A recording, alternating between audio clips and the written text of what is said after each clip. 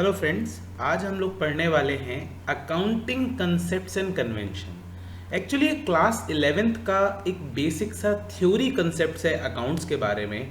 But to be very honest, in various examination starting from class 11th examination to any competitive examination, इनके बारे में information होना बहुत important है। Apart from this, ये पूछे भी बहुत ज़्यादा जाते हैं। ये एक छोटा सा पीडीएफ है आप लोगों के साथ जो मैंने कहीं से इंपोर्ट किया है आप लोगों के लिए। I will be discussing accounting concept with you and accounting conventions with you also. तो ज़रा फटाफट से हम इसको पढ़ लेते हैं। 10 to 15 मिनट्स में will be able to complete. I will share you this particular PDF through the app. You can go to Play Store and download Eduthala app, or you can join the groups as well. So what is accounting concept? Accounting concept सीधी सीधी बात है, हम अवधारणाओं की बात कर रहे हैं कि अकाउंटिंग किन कंसेप्ट्स के ऊपर चलती है। जैसे कि हमारा घर इस कंसेप्ट के ऊपर चलता है कि हमारे घर में नॉनवेज बिल्कुल भी अलाउड नहीं है। हमारे घर में खाने में मसाला कम डाला जाता है। If our house is running on the concept that every person entering into the house will keep the shoes out. There will be separate shoes and chappals for inside the house and outside the house. उसी तरह से accounting के भी कुछ concepts होते हैं जो accounting में फॉलो किए जाते हैं। So relating to your house there are concepts, related to your accounting there are concept. Business entity concept, money measurement concept, going concern concept, accounting period, accounting cost, dual aspect, that is debit and credit, matching concept, realization concept, accrual concept। एक एक करके इनके बारे में बात कर लेते हैं हम लोग। अकाउंटिंग कंसेप्ट आखिर होते क्या हैं? मैंने अभी आपको एग्जांपल दिया। जैसे आपके घर के कुछ कंसेप्ट होते हैं, अवधारणाएं होती हैं, कुछ चीजें आप सोच के चलते हैं जिनके ऊपर आपका घर परिवार चलता है, वैसे ही accounting concept define the assumptions on the basis of which financial statements of business entity are prepared। जिस तरीके से there is an assumption in your home that if you will keep your dirty sandals out of the home, आपके घर में सफाई बनी रहेगी। there is an assumption कि हमारे घर में प्याज नहीं बनेगा, we will be more close to the rituals and all those sorts of things। Concepts are those basic assumptions and condition which form the basis। Condition है, ऐसी शर्तें हैं जो अकाउंटेंसी की बेसिस को फॉर्म करती है। इंपॉर्टेंट नहीं है डेफिनेशन, बस आपको समझ में आना चाहिए कंसेप्ट का मतलब क्या है। किसी चीज का कंसेप्ट ये होता है कि ऐसा क्यों हो रहा है। आप घर के बाहर चप्पल उतार रहे हैं तो उससे क्या हो रहा है, what is the concept behind it, what is the rational behind it. Business entity concept, business entity concept का सिंपल सा मतलब ये है, the person who is the owner of business and business, they are two separate independent entities. सीधी सीधी बात है कि अगर मैं कोई बिजनेस शुरू करता हूं, मैं उस बिजनेस का मालिक हूं, और अगर मैं उस बिजनेस में पैसा लगाता हूं तो for that business my money is a liability, वो एक उधारी है। बिजनेस का मालिक the owner and the business enterprise are two independent separate entities. Example देखिए, when owner invest money in the business it is recorded as liability of the business. मैं जब business में कैपिटल डालता हूं तो वो लाइबिलिटी में होती है। Business is separate and business owner is separate. Even drawings करते हैं हम लोग या पर्सनल यूज के लिए निकालते हैं तो उसको बिजनेस एक्सपेंस नहीं माना जाता है, उसको कैपिटल में से घटाया जाता है हमेशा अकाउंटिंग में। सो बिजनेस एंटिटी कंसेप्ट स्टेट्स कि मालिक और बिजनेस दोनों, व्यवसाय दोनों अलग अलग हैं, एक नहीं है। मनी मेजर कंसेप्ट का सिंपल सी बात है भाई, अकाउंटिंग की एक लिमिटेशन कह लीजिए या कुछ भी कह लीजिए, जो भी चीजें आप अकाउंटिंग में रिकॉर्ड करेंगे they must be into monetary terms, in terms of money और उस कंट्री की करेंसी। हालांकि ये बैरियर तो अब हट गया है, डॉलर वगैरह सारी इंटरनेशनल करेंसीज एक्सेप्ट हो जाती है, but as per money measurement concept all transactions must be expressed in terms of money.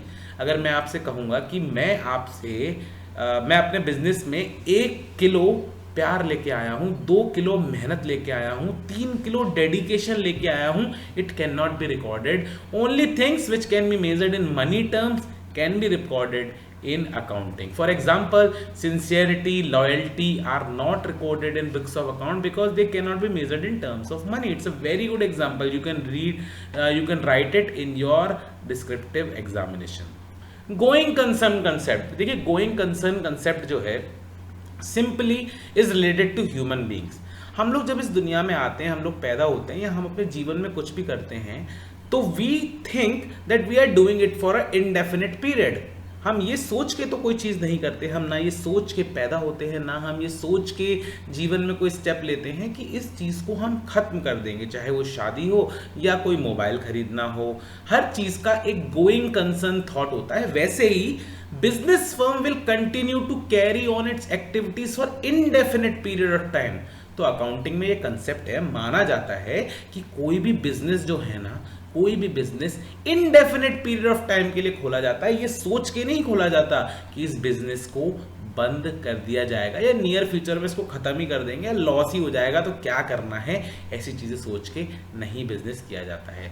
Accounting period concept, देखिए इंडिया में अकाउंटिंग पीरियड चलता है 1 अप्रैल टू 31 मार्च। अकाउंटिंग पीरियड इसीलिए इंपॉर्टेंट है जिससे कि किसी बिजनेस की परफॉर्मेंस को इवैल्यूएट किया जा सके। See all the transaction recorded in the books of accounts on the assumption that profits on this transaction are to be ascertained for a specified period. आप सोचिए that you are running a business for indefinite period और आप transactions करते जाएं और आप ये decide ही ना करें कि प्रॉफिट कितना हो रहा है, लॉस कितना हो रहा है, तो फिर तो बिजनेस चलाने का कोई फायदा ही नहीं है ना। इसीलिए अकाउंटिंग पीरियड कंसेप्ट एम्प्लाई होता है कि भाई पीरियोडिकली, जैसे इंडिया में 1 अप्रैल टू 31 मार्च चलता है, क्वार्टरली हम अपने रेवेन्यूज को असेस करते रहते हैं। ये क्यों जरूरी है? For tax purpose, for profit purpose, for financial position purpose, various purpose से आपको एक पर्टिकुलर पीरियड के लिए अपने जो अकाउंटिंग डिटेल्स हैं उनको असेस करना जरूरी है। Accounting cost concept, it states that all assets are recorded in the books of account at their purchase price. जो भी हम लोग अकाउंटिंग में कॉस्ट कैसे माना जाता है, हर असेट जो है हम उसके परचेज प्राइस पे, हिस्टोरिकल कॉस्ट पे, परचेज प्राइस पर रिकॉर्ड करते हैं, उतने पे जितने प्राइस उनको पे किए गए। यानी आपने अगर 1 लाख रुपए की मशीन नहीं खरीदी है तो हम बुक्स ऑफ अकाउंट में 1 लाख रुपीज दिखाएंगे, फिर डेप्रिसिएशन लगाते लगाते उसको कम करेंगे। Dual aspect, every debit has a credit. Simple सी बात है, जो मॉडर्न अकाउंटिंग है सिंगल एंट्री सिस्टम पे नहीं चलती है। एंड बेसिक अकाउंटिंग प्रिंसिपल है भाई डुअल एस्पेक्ट। डुअल एस्पेक्ट क्या कहता है? For every transaction it has dual effect. Dual effect मतलब फॉर एग्जांपल अगर मैं आपको 5000 रुपीज का पेमेंट करता हूं तो इसके 2 इफेक्ट होंगे। आपके पास 5000 रुपीज जाएंगे और मेरे पास से वो 5000 रुपीज जाएंगे।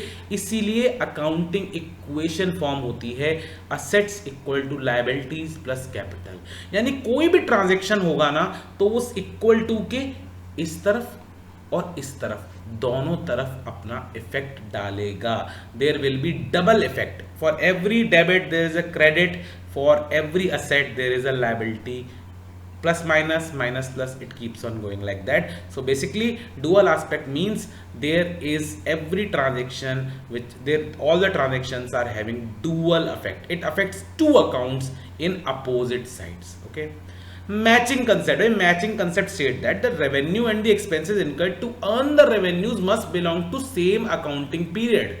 बहुत इंपॉर्टेंट है। मैंने ऊपर से आपसे कहा कि जो प्रॉफिट है ना या कोई टैक्सेशन है उसके लिए हमें किसी पर्टिकुलर अकाउंटिंग पीरियड को सिलेक्ट करते हुए जजमेंट करनी पड़ेगी। वो कह रहे हैं कि आपको मैच करना है अपने इनकम और अपने एक्सपेंडिचर को अकाउंटिंग पीरियड से। You are not suppose to do this that 5 साल पहले you have done an expenditures 5 years ago and you are recording it into the current financial year. You cannot do that you have earned a profit in current financial year and you are showing it in the next year. Matching concept कहता है कि जो भी revenue और expenses हम करते हैं वो उसी अकाउंटिंग पीरियड में रिकॉर्ड होने चाहिए जिससे हम ट्रू पोजीशन जो है उसको शो कर सकें। If the revenue is more than the expenses it is called profit. If the expenses are more than revenue it is called loss. That is what exactly has been done by applying the matching concept. We are matching revenues to the expenses, but for the same year. एक ही साल के revenue expenditure को हम लोग क्या करते हैं, एक दूसरे के साथ कंपेयर करते हैं। आगे चलते हैं। इसकी सिग्निफिकेंस बताएं क्या होता है, मैंने आपसे ऊपर बात करी ली उसके। Realization concept, this concept says that revenue from any business transaction should be included in the accounting records only when it is realized. The term realization means creation of legal right to receive money. Selling goods is a realization, receiving order is not. देखिए इस बात को समझ लीजिए, accounting चलती है realisation के ऊपर। कहने का मतलब ये नहीं है कि उधार दिया हुआ सामान रियलाइजेशन नहीं है, बट यू कैन नॉट से कि मुझे एक ऑर्डर मिल गया है 1 करोड़ रुपए का, we have received an order of rupees 1 crore. This cannot be realization, but selling goods is a realization. In other words, it can be said revenue is said to have been realized when cash has been received, when cash has been received, or right to receive cash has been created. कई बार हम उधार में cell करते हैं, but क्योंकि documentation होता है, तो अगर वो राइट क्रिएट हो गया या कैश ही मिल गया है, दैट मीन्स हमारा राइट टू रेवेन्यू क्रिएट हो गया है। तो इट कंसेप्ट सेज दैट कि भाई रियलाइजेशन पे काम करना है, अजम्पशन पे नहीं करना है कि हाँ हमें वो इनकम होने वाली है। No no no, this will not work very nicely, it will not work at all. Example है, a jeweller received an order to supply gold ornaments worth ₹5 lakh. They supplied ornaments worth ₹2 lakh up to the year ending 31 December 2005 and rest of the ornaments were supplied in January 2006. The revenue for the year 2005 for a jeweler is ₹2 lakh. Mere getting an order is not considered as revenue until the goods has been delivered. Once the goods has been delivered, it means आपने right to revenue earn कर लिया है। अब आपके पास legal एक right है कि मैं यहाँ पैसा आएगा, हमने goods delivered कर ली हैं। तो ये इस तरह का एग्जाम्पल था। Accrual concept, the meaning of accrual is something that becomes due. Accrued का मतलब क्या होता है, जो चीज ड्यू हो जाती है, दे हो जाती है हिंदी में, specially an amount of money that is yet to be paid और received at the end of accounting period. It means that revenues are recognised when they become receivable. वही ऊपर वाली बात कह रहा है कि भाई रेवेन्यू को हम तभी मानेंगे, हम रेवेन्यू को तभी मानेंगे जब वो रियलाइज हो जाएगी। इतनी सी बात कह रहा है, बहुत इंपॉर्टेंट नहीं है। आगे चलते हैं हम। इसमें एक अकाउंटिंग कन्वेंशंस पार्ट और है, और मैं इसको जल्दी से स्क्रॉल करके इसलिए आया कि एक्रूअल जो कंसेप्ट है वो कंजर्वेटिज्म कॉन्सेप्ट से बहुत ज्यादा मैच खाता है। इसीलिए खाता है, मैं चलिए आपको आगे दिखा दूंगा। सबसे पहले हम पढ़ लेते हैं। हमने ऊपर पढ़ा था भाई कि कंसेप्ट क्या है, किस आधार पे हम अकाउंटिंग करते हैं, वो तो मैंने आपको बता दिया।